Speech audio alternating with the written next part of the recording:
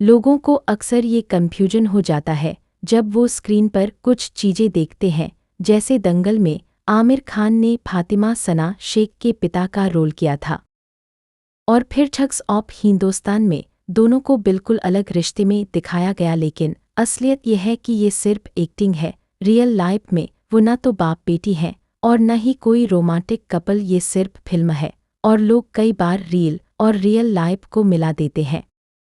अब हाल ही में खबरें आई हैं कि आमिर खान अपनी मौजूदा पार्टनर गौरी स्प्रेट के साथ तीसरी शादी की तैयारी में है। कहा जा रहा है कि उन्होंने हाल ही में अपना रिश्ता पब्लिक किया था और ज़्यादा समय भी नहीं बीता था कि शादी की चर्चाएं शुरू हो गईं। गौरी पहले शादीशुदा रह चुकी हैं और उनका एक छोटा बेटा भी है। रिपोर्ट्स के मुताबिक आमिर और गौरी की दोबारा मुलाकात सालों बाद हुई और फिर 2024 में दोनों ने डेटिंग शुरू की। दूसरी तरफ फातिमा सना शेख का नाम भी लगातार चर्चा में रहा है। दंगल के बाद आमिर और फातिमा की क्लोजनेस कई बार सामने आई। फिल्म स्क्रीनिंग्स, आउटिंग्स और कई इवेंट्स में दोनों साथ दिखे, जिससे अफवाहें और तेज हो गईं। फातिमा को आमिर के परिवार के साथ भी देखा गया, यहाँ तक कि इरा खान की सगाई में भी वो मौजूद थी और फैमिली के काफ़ी करीब लगती थी। इसी वजह से मीडिया में दोनों के रिश्ते को लेकर लगातार कयास लगाए जाते रहे। कुछ लोगों ने ये भी कहा कि फातिमा ने काफ़ी समय तक आमिर के प्रोडक्शन हाउस के साथ काम किया, जिससे चर्चाओं को और हवा मिली। जब आमिर की शादी किरण राव से चल रही थी, तब भी अलग-अलग टाइमलाइन को जोड़कर तरह तरह की थ्योरी बनती रही। लेकिन दिलचस्प बात यह है कि अलग होने के बाद भी किरण और आमिर का रिश्ता काफ़ी सम्मानजनक रहा, खासकर कोपेरेंटिंग की वजह से। एक और चीज़ लोगों ने नोटिस की वो सोशल मीडिया का पैटर्न था। फातिमा किरण राव को फॉलो करती हैं, लेकिन किरण की तरफ से फॉलो बैक नहीं है।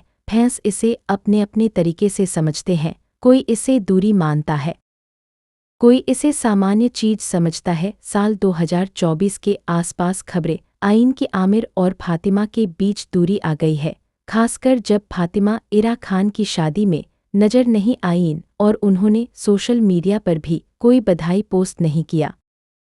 इसके बाद दोनों को न तो साथ देखा गया और न ही किसी प्रोजेक्ट में। इसी दौरान आमिर ने गौरी स्प्रेट को मीडिया से इंट्रोड्यूस किया और बताया कि वो उन्हें काफ़ी लंबे समय से जानते हैं, लेकिन दोबारा कनेक्शन हाल ही में हुआ। इसी टाइमिंग की वजह से ऑनलाइन चर्चाओं ने और जोर पकड़ लिया।